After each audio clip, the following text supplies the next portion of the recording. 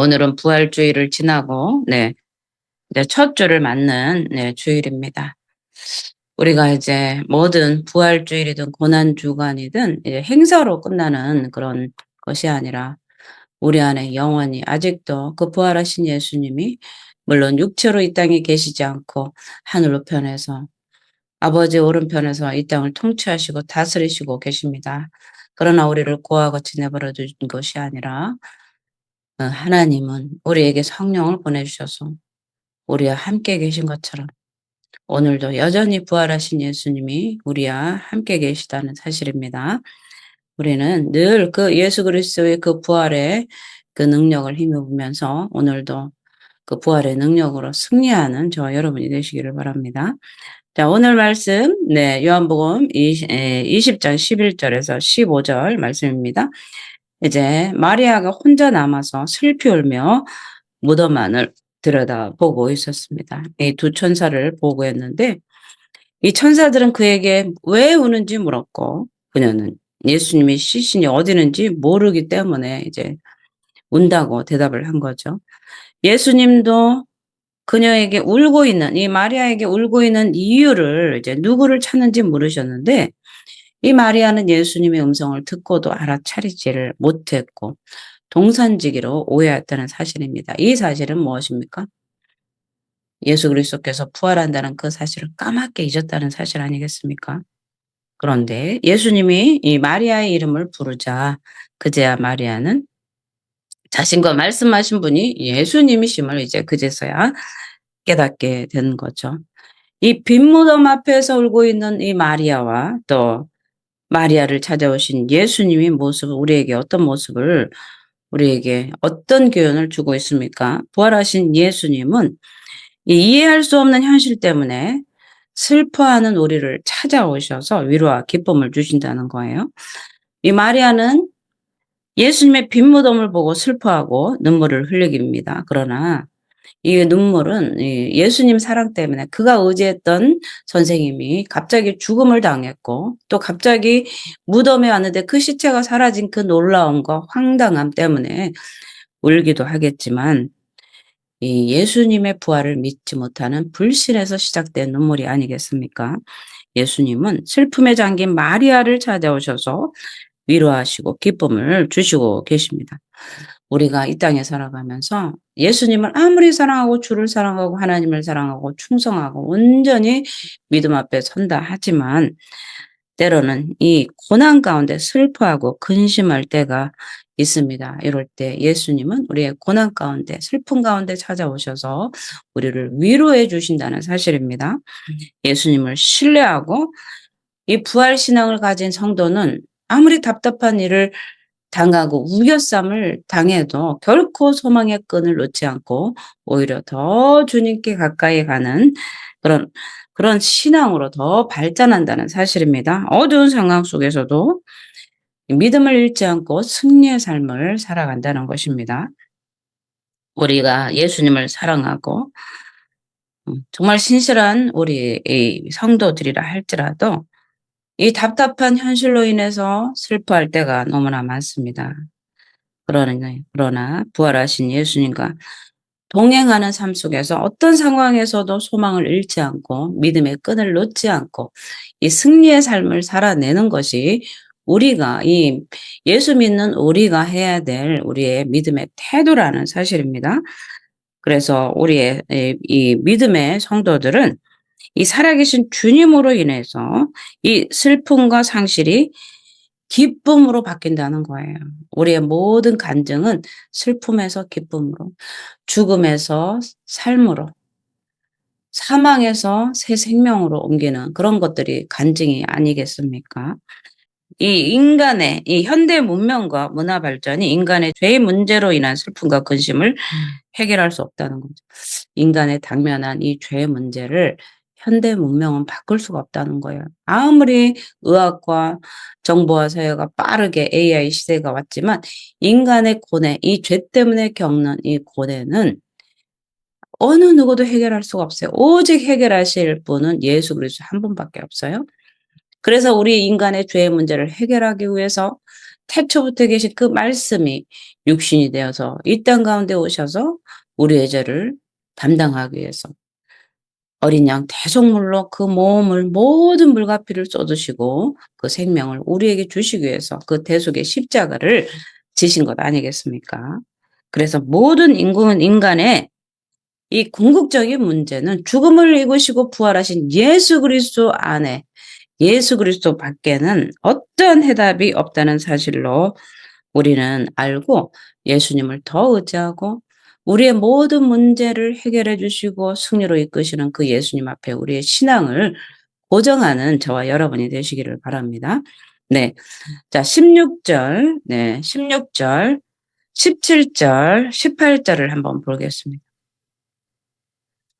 이 마리아는 이 자신의 이름을 부르시는 예수님의 음성을 듣고 예수님을 알아봅니다. 그러자 예수님은 자신을 붙들지 말라 말씀을 하세요. 또한 제자들을 내 형제라 부르시고 하나님이 자신과 제자들의 아버지임을 말씀해 주시는 거죠. 예수님은 자신이 부활하신 것과 또 자신이 아버지께로 하나님께로 올라가야 할 것을 형제들에게 전하라고 말씀을 하십니다. 그 다음에 부활하신 예수님은 마리아를 자신의 부활의 메시지를 전하는 첫 증인으로 삼아 주셨어요. 우리는 이 부활하신 예수님이 마리아에게 하신 명령이 우리에게 어떤 깨달음을 주고 있습니까? 성도는 이 부활하신 예수님과 영적 가족이 된 것을 믿으며 예수님을 전하는 증인으로 살아야 되는 거예요. 예수님을 만나면 만나는 것으로 끝나는 것이 아니라 가서 전하는 것. 그것이 바로 우리가 예수님을 만난, 예수님을 믿는 그 증인으로서 증거자가 돼야 된다는 것입니다. 이 부활하신 예수님을 만난 마리아는 기쁨을 다시 회복하고 예수님께서 명령하신 대로 그 형제들에게 가서 예수님의 부활의 사건을 이제 전하게 되는 것이죠. 이 마리아는 그 기쁜 소식, 부활의 소식을 전하는 첫 번째 증인이 되었습니다. 예수님의 부활은 성도에게 기쁨과 평안을 줄 뿐만 아니라 하나님의 자녀가 되게 하는 거죠. 예수님은 십자가에서 죽으시고 부활하셔서 우리에게 이 선물을 주셨어요. 그렇기 때문에 우리는 부활하신 예수님과 함께 사는 성도로서 거룩한 삶을 우리는 살아야 된다는 것입니다. 이 예수님의 부활 사건은 인간이 상상할 수 없는 초자연적인 현상이고요. 또 성도가 이 땅에서 누리는 하늘의 선물임을 기억하는 것입니다. 예수님의 부활은 우리에게 이 소망이 우리에게 부활의 소망을 주시는 거죠. 성도에게 부활은 하나님의 구속 사역을 완성하는 절정의 순간입니다. 우리 기독교는 사순절을 우리가 40일을 기리면서 예수님의 그 고난 주간을 우리가 묵상하는데 이 부활이 딱 하루라서 좀 아쉬운 거예요. 우리 기독교는 부활의 종교입니다. 고난으로 끝나는 것이 아니라 다시 죽었던 이 생명이 다시 살아나는 역사, 또 마지막 날에 모든 잠자던 자들이 부활하는 역사가 이게 바로 기독교 종교의 본질이란 사실인 거죠. 죽었던 영혼이 살아나고 죄로 인해서 죽었던 내가 살아나는 것. 이게 바로 부활의 그 깊은 의미가 아니겠습니까?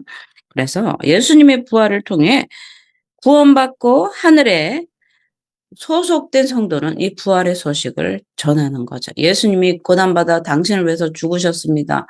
예수님은 당신의 죄 때문에 죽으셨습니다. 이걸로 끝나는 것이 아니라 죽었으나 살아나셨습니다까지 우리가 가야 된다는 거죠. 자, 19절에서 23절입니다. 이날 곧 안식 후 첫날 저녁 때 제자들이 유대인들을 두려워하여 모이는 곳에 문을 닫았더니 예수께서 오사 가운데 서서 이르되 너에게 평강이 있을지어다 이렇게 말씀을 하세요. 제자들은 이 안식 후 첫날까지 예수님의 부활을 알지 못한 채 유대교 당국자들이 이 유대교 당국자들을 두려워해서 이제 그 마가의 다락방에 이제 함께 모여서 문을 닫고 있었습니다.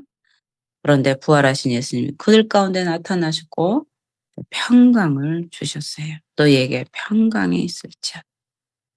아버지께서 나를 보내신 것 같이 나도 너희를 보내노라 이 말씀을 하시는 거예요. 그러면서 참 평안을 선물로 주시고 이제 제자들을 세상으로 파송하십니다. 예수님이 하나님이 예수님을 보낸 것처럼 예수님도 제자들을 세상으로 보내시는 거죠. 예수님은 제자들을 보내시며 성령을 받을 것을 명시하시고 죄를 사하는 권세까지 이제 주셨습니다.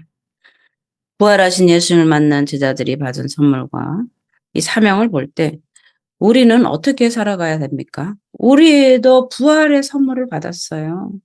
죽었던 내가 우상 숭배로 얼룩져서 죄로 인해서 죽을 수밖에 없는 우리가 예수 그리스도를 믿음으로 말미암아 이 부활의 증인이라는 이 값진 선물을 우리가 받았다는 사실입니다.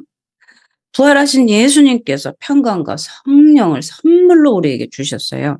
그렇기 때문에 우리는 세상에서 복음을 전하는 사명자로 살아가야 된다는 거죠. 이 복음을 전하는 건 이 사도들만 전하는 것이 아니라 그 사도들을 통해서 많은 제자들이 또 그 복음의 사명을 감당할 수 있도록 계속 그 제자를 삼는 역할이 바로 우리에게 사명으로 주어지신 거죠. 그래서 예수님의 제자들은 무덤이 비었다는 소식과 마리아의 메시지를 들었음에도 불구하고 두려워했습니다. 예수님은 그런 그들에게 찾아오셔서 평강을 주셨어요. 예수님의 죽음과 부활을 믿는 성도는 세상에 줄 수 없는 평안을 선물로 받습니다. 이 복음을 통해서 평안이라는 선물을 받은 성도에게는 사명이 부여가 돼요. 예수 믿고 나면 삶이 달라집니다. 어떠한 환란이 오고 가난이 오고 핍박이 와도 이 하나님이 주시는 하늘 평안으로 인해서 예수 그리스도를 담대하게 전할 수 있는 그런 사명을 부여받게 되는 것입니다. 그래서 예수님은 제자들을 복음 전하는 자로 세상에 파송하셨어요. 그 사명은 자신의 힘으로 감당할 수가 없습니다. 그렇기 때문에 우리 예수 믿는 우리에게 주신 그 사명을 감당하기 위해서는 성령의 능력이 필요한 것이죠. 성령님의 능력에 힘입어서 복음을 전하는 사명자로 우리를 삼아 주셨다는 거예요. 그래서 우리는 이 복음을 통해 구원을 받았고 또한 증인으로 살아야 될 사명도 받았습니다. 그렇기 때문에 우리는 복음으로 구원받은 성도는 복음을 전하는 것이 최우선의 사명인 거예요. 오늘날 예수 믿으면 복 받는다. 물론 좋습니다. 그러나 예수 믿으면 새 생명을 얻고 그 새 생명을 얻은 그 예수 그리스도를 전하는 것이 우리가 예수 믿는 목적입니다. 그래서 마태복음 마지막 28장에도 모든 족속으로 가서 제자를 삼아 아들과 아버지와 성령의 이름으로 세례를 주고 내가 모든 분부한 것들을 가르쳐 지키게 하라. 세상 끝날까지 내가 너희와 함께하리라 하신 이 말씀이 우리에게 주신 이 마지막 위대한 명령, 이 사명이 아니겠습니까? 그렇기 때문에 우리는 복음이 들어도 기대감을 갖기보다 무관심하거나 거절하는 사람들이 많겠지만 복음을 믿고 구원을 얻는 자도 있다는 사실을 알고 우리는 이 부활의 증인으로서 마리아가 담대히 제자들에 나아가서 예수님의 살아계심을 증언하고 증거했던 것처럼 오늘날 우리는 예수님을 직접 눈으로 본 마리아처럼 우린 영으로서 예수를 만나지 않았습니까? 그렇기 때문에 우리는 그 예수를 증언하는 사명자로 부르심을 받았다는 사실을 우리는 알고 예수 그리스도를 전하는데 우리는 정말 책임감을 가져야 될 점이 있습니다. 그래서 구원과 심판을 가르는 복음이 복음입니다. 그래서 이 복음을 전할 때 사람의 생명이 이 복음의 증거에 이 생명이 달려있음을 진지하게 생각하고 이 전도자로서의 사명도 감당해야 된다는 사실입니다. 우리에게는 주님이 주신 권세와 성령의 도움이 있습니다. 그렇기 때문에 우리가 부활하신 예수님을 만나는 걸로 끝나는 것이 아니라 우리는 성령을 받아야 되는 거예요. 마지막에 예수님은 뭐라고 하십니까? 이 말씀을 하시고 그들을 향하여 숨을 내쉬며 이르시되 성령을 받으라. 그리고 누구든지 죄를 사하면 사하질 것이요 너희가 누구에 대해든지 그대로 두면 그대로 있으리라. 이런 권세를 주신 거예요. 성령을 받으라. 그래서 예수님은 부활의 선물입니다. 고귀한 선물을 우리가 받았어요. 부활의 선물을 받았어요. 이 땅에서는 나그네 있지만 마지막 날에 살리는 영으로 우리가 부활한 몸으로 예수님과 영원히 다스리는 하늘나라의 영적 제사장으로 우리가 살아간다는 사실입니다. 그래서 예수님의 시신이 사라져서 슬피 울던 마리아에게 나타나신 예수님은 이들에게 성령을 받으라 명령하시고 또 죄를 사하는 권세까지 주셨습니다. 그들에게 또 마지막 새 생명, 부활의 증인으로서 예수를 전하는 그런 사명을 받게 된 것입니다.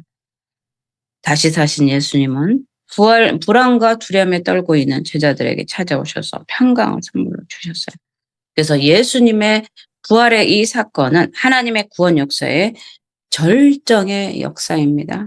예수님의 부활 덕분에 우리는 구원을 받고 평안을 누리며 하늘에 소속되어 있습니다. 이 하늘의 선물을 받은 우리는 이 땅에서 이 부활의 선물, 부활의 영광을 나누면서 전하는, 그래서 거룩한 예수 그리스도의 사명자로 살아갈 때 우리 가운데 참 평안이 더욱더 넘치고 하늘 기쁨을 더 누리게 된다는 사실을 알고 우리는 더욱더 사명자로 살아갈 때 하나님 앞에 영광이 될 줄 믿습니다. 오늘도 부활의 기쁨으로 끝나는 것이 아니라 부활하신 하나님께서 나에게 무엇을 주셨는가를 깊이 생각하고 예수 그리스도를 전하는 그런 전도자로서 또 부활의 영광을 누리는 그런 성도로서 하나님을 마음껏 전하는 저와 여러분이 되시기를, 예수 그리스도를 마음껏 전하는